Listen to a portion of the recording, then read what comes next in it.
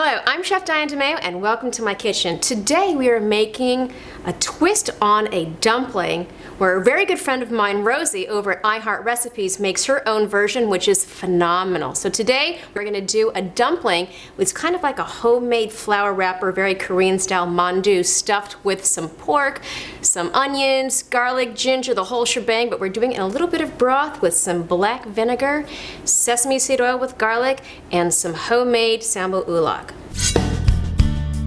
What do you do to make your own dumpling wrapper? We're going to use about 3 cups of flour and about 1 cup of hot water.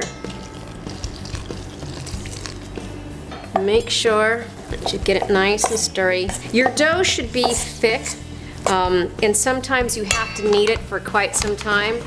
I knead mine for about 20 to 30 minutes. Today we're not going to knead it that much, and the reason that you knead it like that is because it releases the gluten and makes a really nice chewy wrapper. And then I'm going to get my hands dirty. As you can see, it's forming a nice ball. And once I know that I've got all my flour up, do a little bit of kneading. If it feels too sticky like mine does, and I just know that it's too sticky, I'm going to add just a tad bit more flour, because when it's this sticky, no matter how long you let it rest, no matter how much you knead it, it will not take on the form that you'd like. You'll know that you've had enough flour on your dumpling dough when it actually removes from your hands nicely, and as you see, this is not removing from my hands nicely yet. Okay, there we go. There you go. There's that bad boy. Okay, a little bit of flour, but it removes from my hand nicely. Now, this is about the consistency that I want for my dumpling wrappers. Kneading is an easy technique. Palm to bread, turn, twist. That's it. And from here, it's going to go into this bowl, and we're going to let it rest for about a half an hour, but we're going to work on the filling for this bad boy now. But first I'm going to wash my hands. A little icky poo. Okay, so let's get cooking. Let's get this stuff into my bowl. And from here, I'm just going to start layering stuff on here.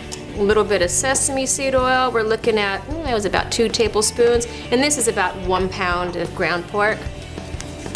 We got some soy, not too much, you don't want it too salty. Again, another 2 tablespoons. I add just a touch of this to my meat, but this is also going to be a garnish once they're done. Sweetened black vinegar, and we're looking again about another 2 tablespoons. So right now the ratio, 1 pound, 2 tablespoons of all liquid. And now we go for our garlic. Garlic, we're just going to chop up nicely. I appreciate good large chunks of garlic, but that's just me. You don't have to do it this way. You can use a mincer, or you can leave them into nice little bite-sized pieces. I like my dumplings to have a little bit of, like a bite to it, so I just don't taste meat. I have some vegetables going on in there. And that goes. Onions.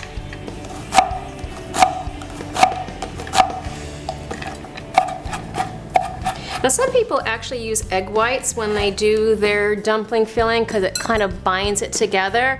I'm not into that. I peel my ginger with a spoon. Why? Because it doesn't take all the ginger away.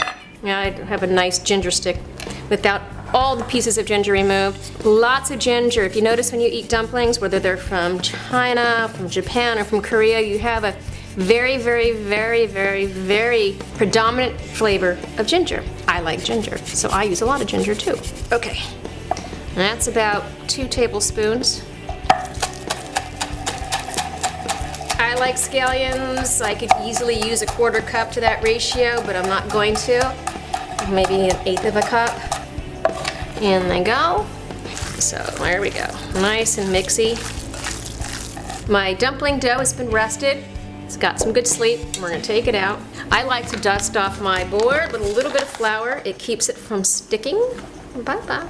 Okay.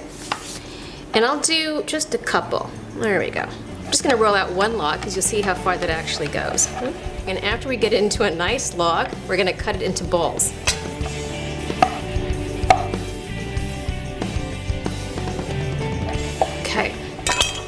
Roll them into a ball, and from here, we're going to roll it out into a nice disc. And the discs don't have to be perfect because, as you will see, my discs are surely not perfect, but our goal is not for perfection, it is for deliciousness.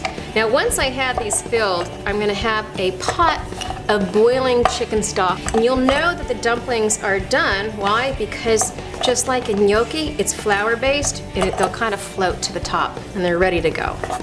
Okay, that's all she wrote and that's all we're going to do. I got my stuffing. You can put however much you want in here. You're the one that's eating them or serving them, so you know what's best. And fold them over.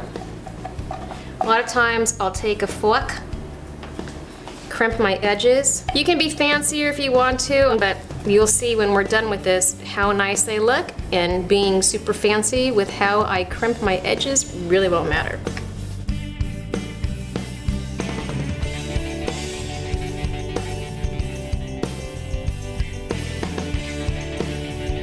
And now we're ready to go to that stove. All right, my dumplings are ready to go. I have chicken stock already on the stove and it's nice and hot. I'm gonna add some flavorings. Again, as I always say, you can add whatever you want. For me, right now, some onion, some garlic, and some ginger. And in go my dumplings. 1, 2, 3.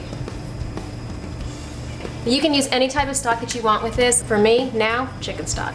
As I said before, the way that I know and the way that you're gonna know that these are done is the dumplings actually float to the top, kind of like gnocchi or anything else that you cook that has a flour base to it. I got my dumplings in my bowl with just a little bit of the broth. It's not really a soup, it's more like a dumpling with a little bit of a kind of a base to it. Now I'm gonna add a drizzle of my seasoned sesame seed oil, which is seasoned with a little bit of garlic.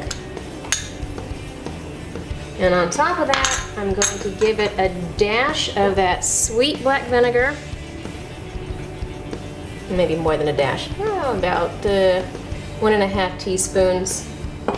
And then I like to top it off with some burn your mouth sriracha. Now actually this is homemade sambu ulak. A little bit of that can go a long way. I like a lot of spice. Probably for me, 1 tablespoon, and then is the last shebang. Scallions right on top. And I think it's time to give this a taste. Got my spoon. I want to get a nice even bite of my sambu ulak and some of that broth.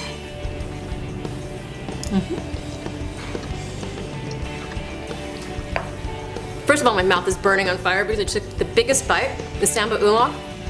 The dough nice and chewy. The meat, hints of garlic, ginger, scallions, that pork, super fatty, yummy.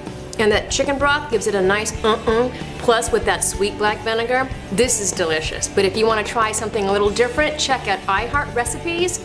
Rosie makes an amazing rendition of this dumpling soup, and I'll see you next week with another fabulous recipe. Hello, I'm Chef Diane DeMeo and welcome to my kitchen. Today, our bootleg tip is a flavored sesame seed oil.